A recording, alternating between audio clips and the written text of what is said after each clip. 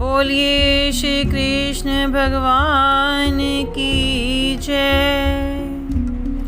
भक्तजनों, आज मैं आपको कार्तिक मास की रमा एकादशी का महात्म बताने जा रही हूँ। एक बार महाराज युधिष्ठिर ने श्री कृष्ण जी से पूछा, जनार्दन, मुझ पर आपका स्नेह है, अतः आप कृपा करके बताइए कि कार्तिक के कृष्ण पक्ष में कौन सी एकादशी होती है। भगवान श्री कृष्ण जी बोले, राजन, कार्तिक के कृष्ण पक्ष में जो परम कल्याणमयी एकादशी होती है वह रमा के नाम से विख्यात है। रमा परम उत्तम है और बड़े बड़े पापों को हरने वाली है। पूर्व काल में मुचुकुंद नाम से विख्यात एक राजा हो चुके हैं जो भगवान श्री विष्णु जी के भक्त और सत्य प्रतिज्ञ थे। निष्कंटक राज्य का शासन करते हुए उस राजा के यहाँ नदियों में श्रेष्ठ चंद्रभागा कन्या के रूप में उत्पन्न हुई।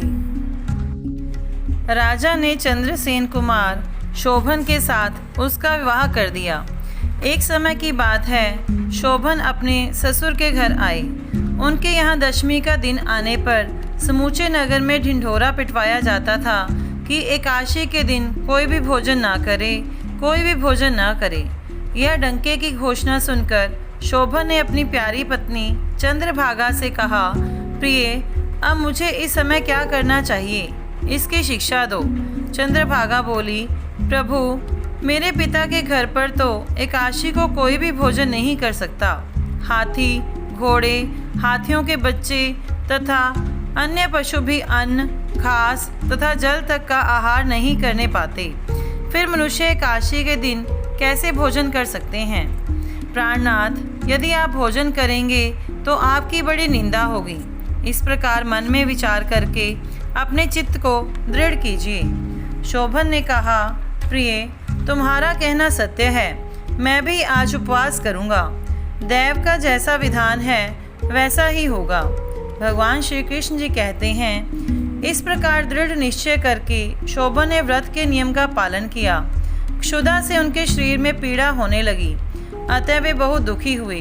भूख की चिंता में पड़े पड़े सूर्यास्त हो गया। रात्रि आई।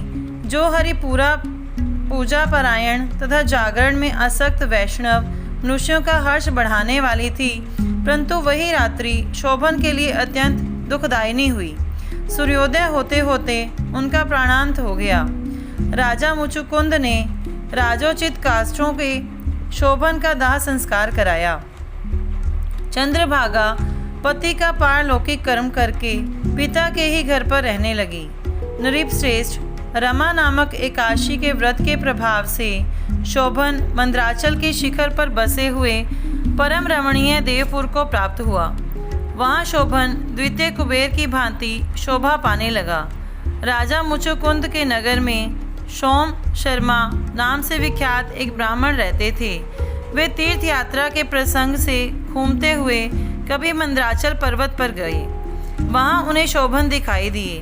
राजा के दामाद को पहचानकर वे उनके समीप गए। शोभन भी उस समय द्विज श्रेष्ठ सोम शर्मा को आया जान शीघ्र ही आसन से उठकर खड़े हो गए और उन्हें प्रणाम किया।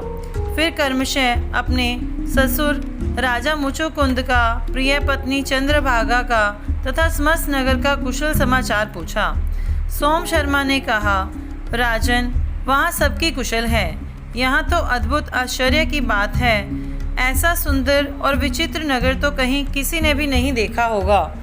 बताओ तो सही, तुम्हें इस नगर की प्राप्ति कैसे हुई?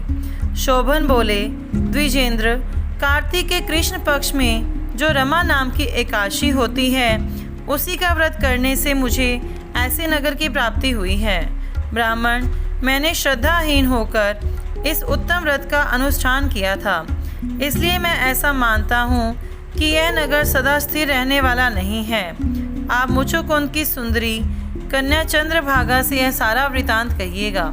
शोभन की बात सुनकर सोम शर्मा ब्राह्मण मुचुकुंदपुर में गए और वहाँ चंद्रभागा के सामने उन्होंने सारा वृतांत कह सुनाया। सोम शर्मा बोले, शुभे, मैंने तुम्हारे पति को प्रत्यक्ष देखा है तथा इंद्रपुरी के समान उनके दुर्धर्ष नगर का भी अवलोकन किया है। वे उसे अस्थिर बतलाते हैं, तुम उसको स्थिर बनाओ। चंद्रभागा ने कहा, ब्रह्मर्षि, मेरे मन में पति के दर्शन की लालसा लगी हुई है। आप मुझे वहाँ ले चलिए। मैं अपने व्रत के पुण्य से उस नगर को स्थिर बनाऊंगी। भगवान श्री कृष्ण जी कहते हैं, राजन, चंद्रभागा की बात सुनकर सोम शर्मा उसे साथ ले मंदराचल पर्वत के निकट वामदेव मुनि के आश्रम पर गए। वहाँ ऋषि के मंत्र की शक्ति तथा एकादशी सेवन के प्रभाव से चंद्रभागा का शरीर दिव्य हो गया तथा उसने दिव्य गति प्राप्त कर ली। इसके बाद वह पति के समीप गई। उस समय उसके नेत्र हर्षोल्लास से खिल रहे थे। अपनी प्रिय पत्नी को आई देख शोभन को बड़ी प्रसन्नता हुई। उन्होंने उसे बुलाकर अपने वाम भाग में सिंहासन पर बिठाया। तदंतर चंद्रभागा ने हर्ष में भरकर अपने प्रियतम से यह प्रिय वचन कहा, नाथ, मैं हित की बात कहती हूँ, सुनिए। पिता के घर में रहते समय जब मेरी अवस्था 8 वर्ष से अधिक हो गई, तभी से लेकर आज तक मैंने जो एकादशी के व्रत किए हैं और उनसे मेरे भीतर जो पुण्य संचित हुआ है, उसके प्रभाव से यह नगर कल्प के अंत तक स्थिर रहेगा तथा सब प्रकार के मनोवांछित वैभव से समृद्धिशाली होगा। नृपश्रेष्ठ, इस प्रकार रमा व्रत के प्रभाव से चंद्रभागा दिव्य भोग, दिव्य रूप और दिव्य आभरणों से विभूषित हो अपने पति के साथ मंदराचल के शिखर पर विहार करती है। राजन, मैंने तुम्हारे समक्ष रमा नामक एकादशी का वर्णन किया है। यह चिंतामणि तथा कामधेनु के समान सब मनोरथों को पूर्ण करने वाली है।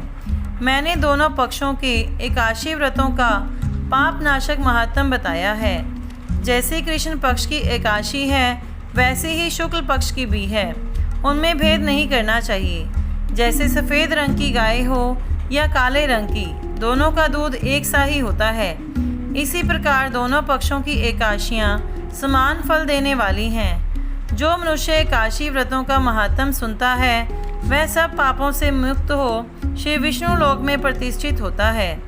युधिष्ठिर ने पूछा, श्री कृष्ण जी, मैंने आपके मुख से रमा का यथार्थ महात्म सुना। मानद, मैं धन्य हो गया। इसी प्रकार जो भी मनुष्य एकादशी व्रतों का महात्म सुनता है, वह सब पापों से मुक्त हो श्री विष्णु लोक में स्थापित हो जाता है।